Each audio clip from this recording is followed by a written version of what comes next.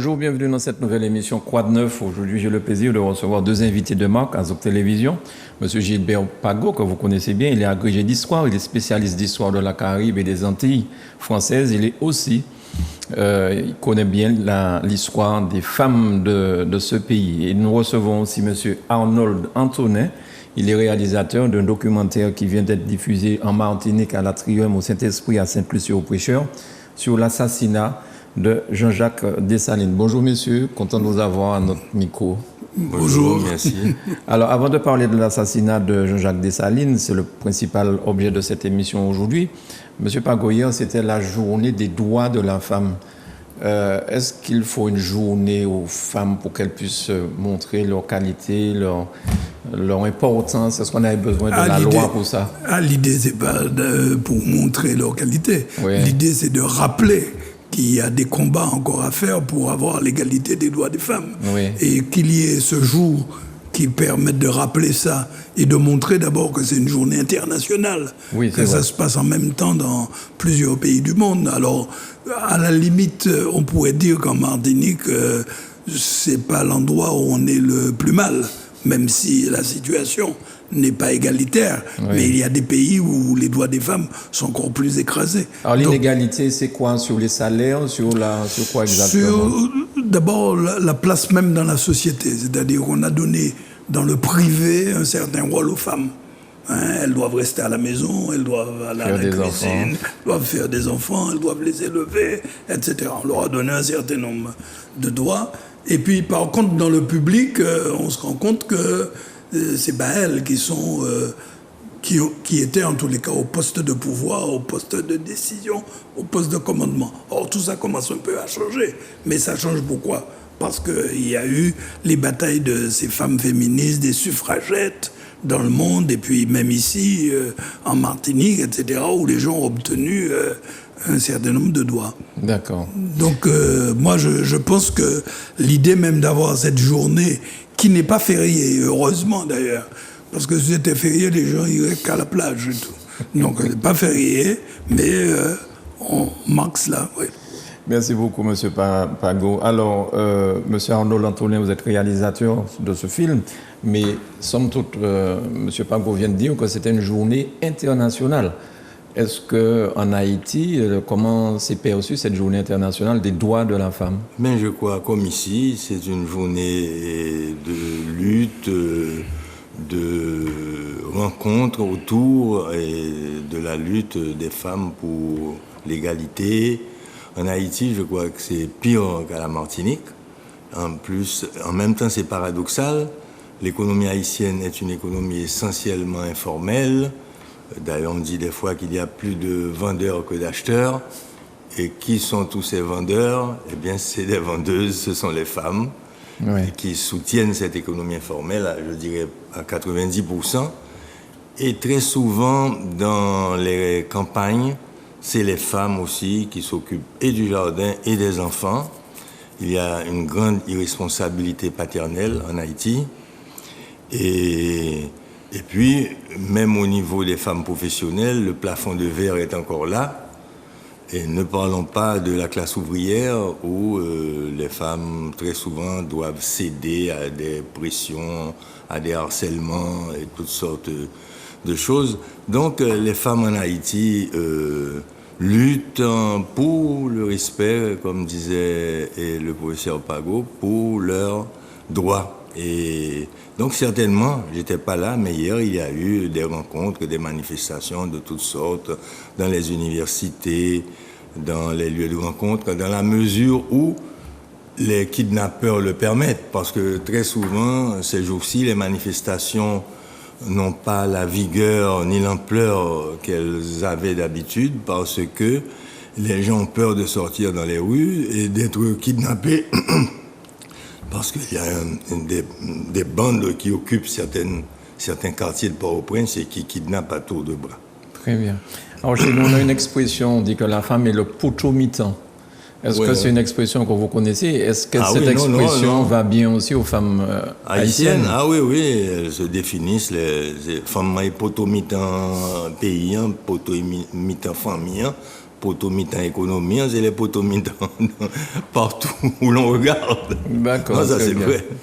Merci beaucoup pour cette analyse, M. Antonet. Alors, vous êtes le réalisateur d'un film, d'un documentaire sur l'assassinat de Jean-Jacques Dessalines. Mais c'est pas exactement sur l'assassinat de Jean-Jacques Dessalines. C'est sur la vie de Jean-Jacques Dessalines et qui a été assassiné, entre autres choses. Oui. Mais le film s'appelle Jean-Jacques Dessalines, le vainqueur de Napoléon Bonaparte. D'accord. Donc c'est un film qui est centré sur les luttes et les victoires de Jean-Jacques Dessalines, qui est quelqu'un de méconnu en Haïti même et dans la Caraïbe et dans certains endroits du monde, je dirais en France par exemple. Ils ont occulté le rôle de Dessalines parce que Dessalines est celui qui a battu le grand héros d'une grande partie des Français, qui est Napoléon Bonaparte. D'accord. Alors nous avons on appelle ça une bonne annonce. Si vous voulez, tous les deux, on jette un coup d'œil et puis après vous allez nous expliquer. Et puis on voit aussi l'avis de l'historien, le professeur Pago. Je vous en prie. Et comme vous vous occupez de la musique, du zouk, lancez le clip. Pas seulement du zouk, hein. On passe toutes les musiques. On passe du compas, on passe du zouk, on passe beaucoup de musique. Tout. Ouais, la zouk télévision. La dénomination de la télévision, c'est vrai qu'on l'a appelé Zouk TV, mais c'était simplement parce qu'à l'origine, le zouk a été construit par Kassav. Oui. Et la musique de Kassav, c'est un brassage de la musique caribéenne. Oui. Ça englobe Haïti, mais ça englobe l'île de la Dominique, ça englobe ce que nous faisions ici. C'est pour ça que ça s'appelle Zouk TV. Mais nous sommes ouverts à toutes les musiques. Oui, mais moi, quand je suis venu pour la première fois à la Martinique et après à la Guadeloupe, je me suis rendu compte que vous connaissiez plus de détails de l'histoire du compas que moi-même. Je savais tout. Surtout sur les actualités de la vie des musiciens de compas, et ça m'avait impressionné. Très bien. Allez, on jette un coup d'œil, Manuela, au documentaire, enfin à la bonne annonce.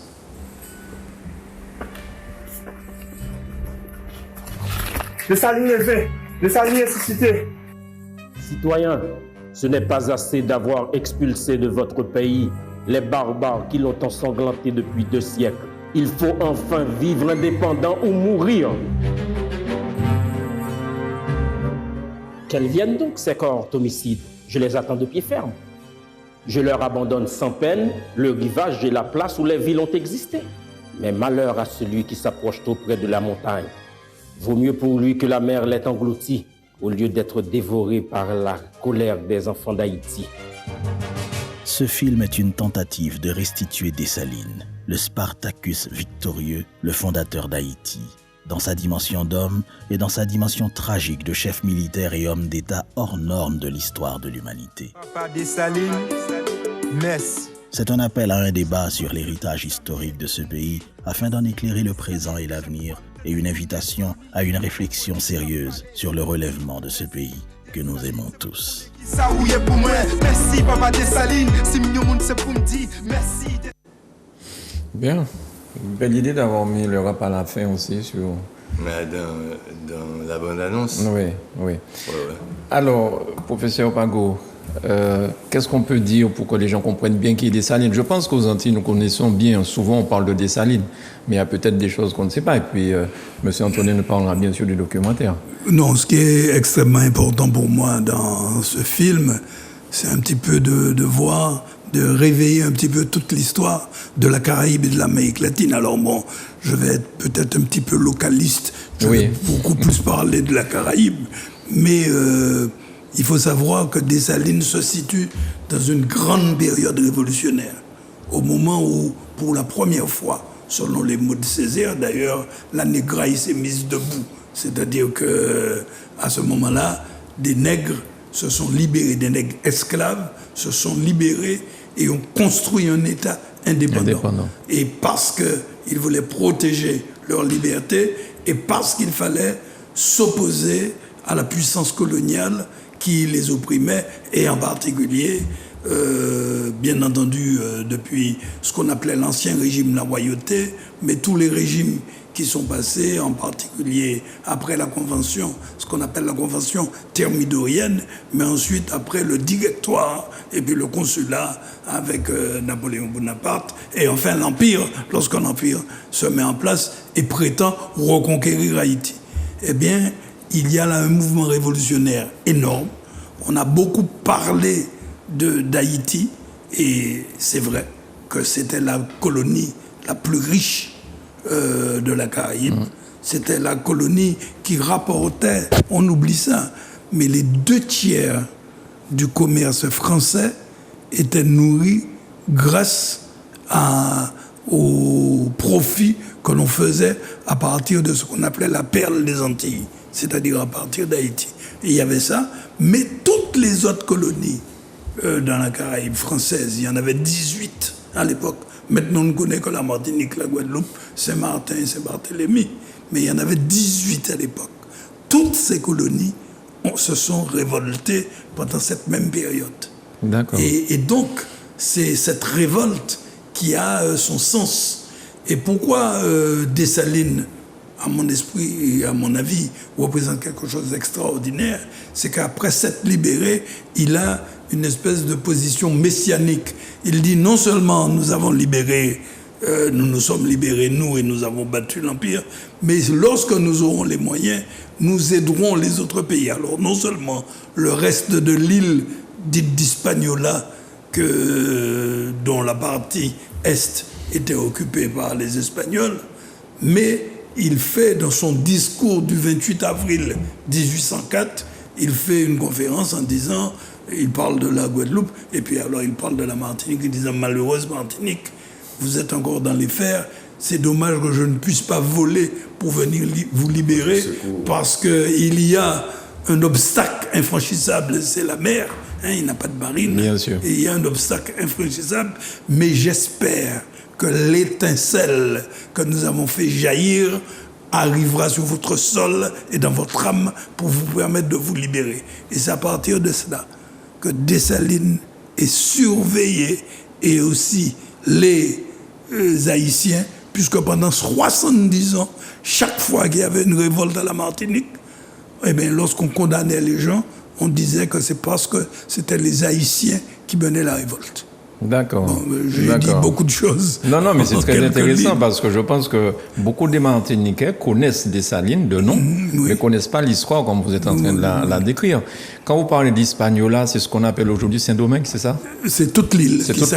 Toute l'île s'appelait Hispaniola, et la partie est, c'était Santo Domingo en espagnol, mais la partie ouest, c'était Saint-Domingue. D'ailleurs, dans le film, vous allez entendre souvent que les gens parlent de Saint-Domingue, mais quand ils disent Saint-Domingue, c'est le nom d'Haïti. Alors, il va expliquer, je ne vais pas tout dire. Vas-y. Mais le nom d'Haïti, c'est quoi? Et c'est là la grandeur de Dessalines. Hein. Il décide non seulement d'abandonner le nom de Saint-Domingue, mais il décide de prendre comme nom le nom que les Amérindiens avaient donné, les Taïnos, c'est-à-dire les descendants des Arawaks. Oui. Nous appelons ça ici les Arawaks. Ils appelaient leur île Haïti. Et donc, il décide de prendre ce nom-là. C'est-à-dire qu'il rattache son histoire à une autre tradition, qui n'est pas la tradition européenne, qui n'est pas non plus la tradition africaine, mais qui est la création, qui est la survie de notre territoire. Il appelle ça Haïti.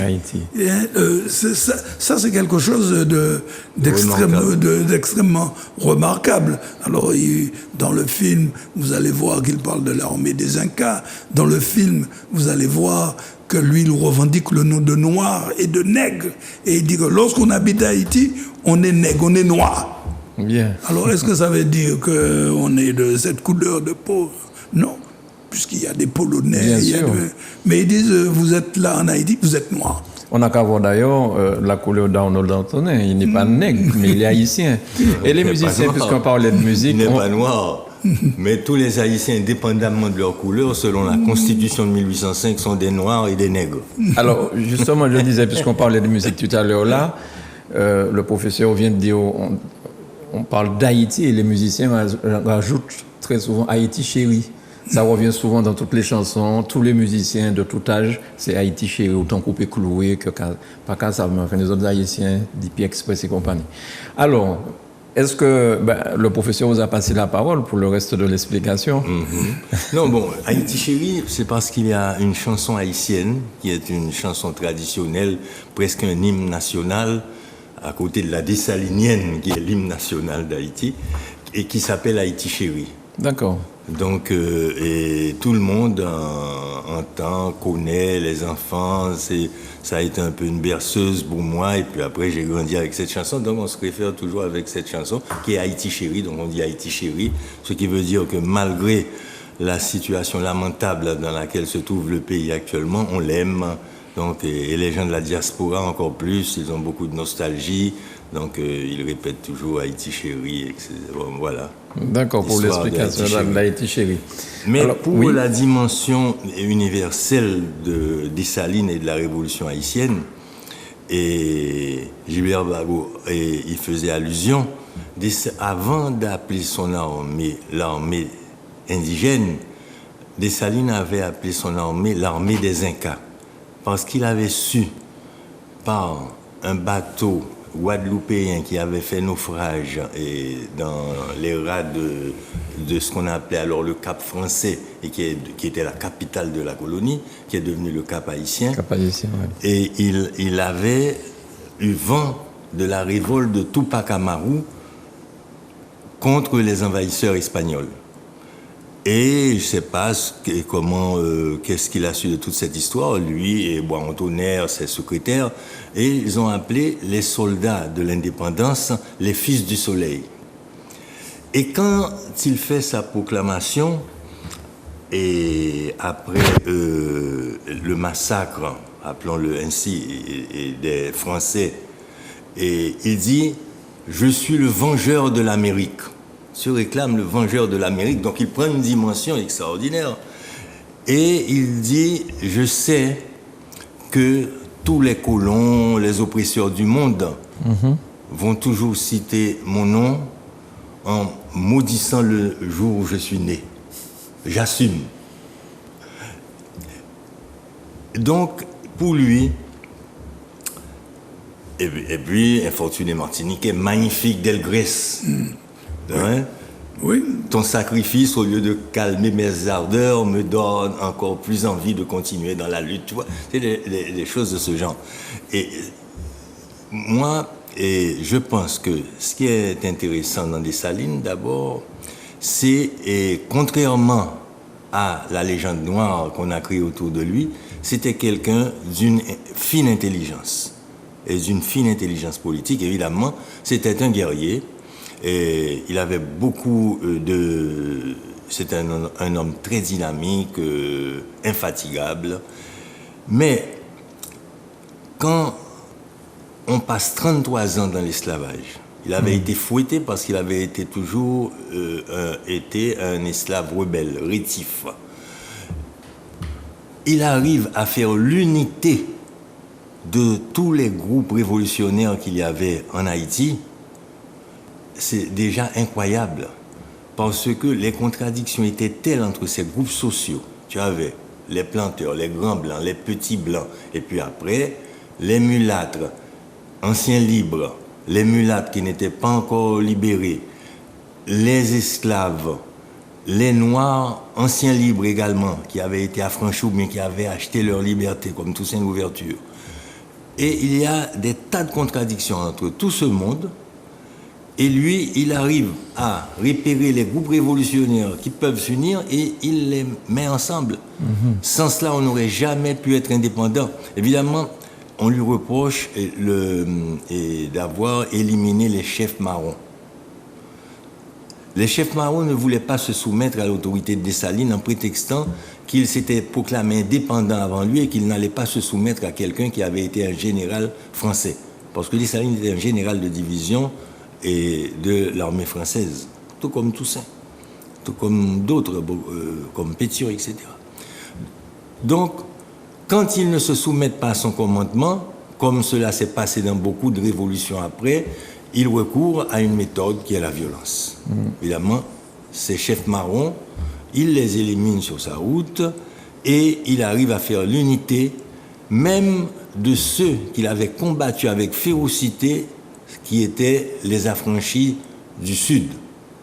C'était pas seulement, on l'a toujours présenté comme une lutte entre mulâtres et noirs, c'est pas aussi manichéen, parce que autour de Dessalines, même dans la bataille du Sud, le général qui prend Miragoâne, qui était un passage obligé si tu voulais conquérir tout le Sud, c'était un mulâtre. Donc il y avait des généraux mulâtres autour de lui dans l'attaque du Sud, comme il y avait des noirs autour de Rigaud dans le Sud, et jusqu'à présent. Et donc, mais Toussaint déjà, on peut dire que c'est celui qui a combattu pour la fin de l'esclavage. Et Dessalines, c'est celui qui a combattu contre l'extermination. Parce que quand Napoléon envoie son armée en Haïti, il envoie l'armée, et on le voit dans les lettres de Leclerc, avec le dessein d'éliminer tous les Noirs et tous les mulâtres au-dessus de 12 ans. Et Dessalines est celui qui se rend compte qu'il s'agit d'une guerre d'extermination. D'ailleurs, il combat à côté des Français jusqu'à un certain moment. Et les Français essaient de l'utiliser pour combattre les Marrons précisément. Et quand ils apprennent le retour à l'esclavage en Guadeloupe, et les nouvelles circulaient, il y avait des gazettes, il y avait des émissaires, donc ils savaient tout. Ils décident que c'est le moment d'en finir avec les Français. Et à leur guerre d'extermination, qu'ils connaissaient bien, il oppose une guerre d'extermination également. Et après l'indépendance, il se rend compte, tous les généraux autour de lui se rendent compte qu'il y a encore des Français qui sont en train d'écrire et d'appeler à un retour de Napoléon, des colons, etc. Donc il décide d'éliminer physiquement ces Français-là. Mais ce n'est pas tous les Français. Donc d'abord, la première légende noire qu'il faut et à laquelle s'attaquer, c'est qu'on dit que Dessalines était un massacreur de Blancs. Ce n'étaient pas des Blancs, puisque les Polonais et les Allemands, comme a dit Gilbert Pargot, ont été recrutés et sont devenus des Haïtiens à plein droit. Et ce n'étaient pas tous les Français, parce que le décret a dit explicitement qu'il fallait exclure du massacre, appelons-le comme ça, les médecins, les pharmaciens, les artisans et tous ceux, les curés et tous ceux qui pouvaient être utiles à Haïti. Alors, ça c'est une première légende noire qu'on a essayé de battre. Une deuxième, puisque la première c'était un être fruste, rustre, ignorant, etc. Ce qui était faux. Et la deuxième chose, c'était un massacreur de Blancs. Mais il y a une chose très intéressante, c'est que dans la Constitution de 1805, qui est une constitution extrêmement intéressante de tous les points de vue, je crois que pour un historien, c'est éblouissant même, c'est curieux à certains points, il y a un des articles des dispositions générales dit « Nous remercions tous les philanthropes grâce auxquels nous avons pu mener cette lutte, la gagner et faire d'Haïti un pays libre, indépendant et civilisé. » Quels étaient ces philanthropes? C'était tous des Blancs. C'était la Société des Amis des Noirs en France, les philanthropes anglais, les philanthropes nord-américains. Donc, ça n'a pas été une action xénophobique. Et le fait d'avoir appelé Haïti Haïti, c'est un fait unique dans toute l'Amérique, hein. Tous les autres pays, il y a des villages, il y a des rues, il y a des zones qui ont conservé le nom des indigènes. Mais aucun pays n'a pris vraiment le nom de ce qu'on appelle maintenant les habitants originaires de ce continent. Sauf Haïti. Bien. Mais on n'a pas beaucoup de temps encore parce que c'est vrai que cette émission est assez courte et c'est tellement passionnant de vous écouter. Quand vous parlez du Cap haïtien, c'est une ville qui ressemble beaucoup aux villes françaises, enfin françaises, Martinique, Guadeloupe. On appelle aussi la 6e perle, je crois. Enfin, ça a un nom très poétique aussi de ce côté-là. Ou c'est le château qui est là-bas. Mais il y a... la citadelle La Ferrière. Oui, on dit que c'est une des merveilles du monde. Voilà, oui. C'est Dessalines qui, après l'indépendance, veut concrétiser dans le bâti les idéaux de l'indépendance et la vision stratégique qu'il avait. Donc, il donne l'ordre à tous ses généraux de construire sur tout l'intérieur du pays parce qu'il décide de retirer les villes commerciales, côtières liées au commerce et colonial. Il retire les villes à l'intérieur, il bâtit une capitale à l'intérieur du pays et il entoure cette capitale et toutes les montagnes, 22 fortifications ont été trouvées. On en trouve encore aujourd'hui qu'on ne connaissait pas. Il y a un des plus beaux que je connaisse moi, a été découvert peut-être il y a une dizaine d'années. Malheureusement, avec l'ouragan, il y en a, on les voit dans le film, mais qui n'existent déjà plus. Le camp Gérard, où il y a eu la grande rencontre entre les généraux du Sud, n'existe plus. Les ruines sont maintenant tombées. Et donc, le Cap haïtien, je ne sais pas s'il a un autre nom, les Capois sont presque chauvins des fois, donc certainement c'est la ville du roi Christophe, ils se sentent tous des nobles et des descendants du roi, mais la citadelle La Ferrière, telle que nous la connaissons, a été achevée, construite par le roi Christophe. Mais c'est Dessalines qui a donné l'ordre d'ériger cette fortification et c'est sous les ordres de Dessalines que ça a été commencé. Puis après, c'est devenu, par rapport aux autres fortifications, un truc monumental et un peu impressionnant. Et Daniel Elie, un des intervenants dans le film qui a fait des études autour de ce sujet, pense qu'à un certain moment, le roi Christophe a voulu faire de la citadelle une espèce de musée et de monument à sa propre gloire. Alors Haïti, chérie, première république noire indépendante, est-ce qu'on a espoir à vous deux un jour que Haïti retrouve, j'ai envie de dire, que tout le monde se mette autour d'une table pour que ça redevienne un pays sans toutes ces guerres à l'intérieur? J'ai dit l'autre jour à la télévision, je ne me rappelle plus à quelle chaîne, que l'Ukraine de l'Amérique actuellement, c'est Haïti. Ouais. Mais ce n'est pas Poutine qui a envahi, ce sont les gangs armés qui occupent le pays et qui sont en train de le démanteler.